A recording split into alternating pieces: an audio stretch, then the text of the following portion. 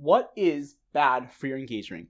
Couple things that I would try to avoid. First of all, harsh chemicals. Anytime you expose an engagement ring or a diamond to harsh chemicals, it's not advisable. Another thing is if you're working out, and especially if you lift weights, anytime you put metal on metal, you're going to scratch the ring, you're going to dent the ring. I would definitely avoid that.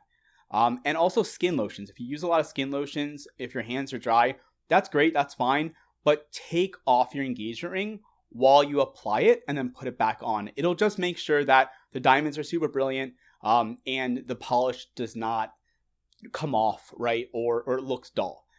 Some things I would recommend to do, right? What's good for your engagement ring is another question that I would just insert here.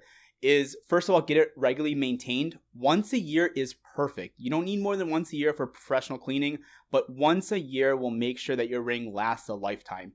And another thing is anytime you're using your ring in a physical environment, you can literally just buy a travel bag real quick, put it in there, put it in your pocket or away, and make sure that the ring stays perfect and it doesn't get exposed to any hard metals or anything like that.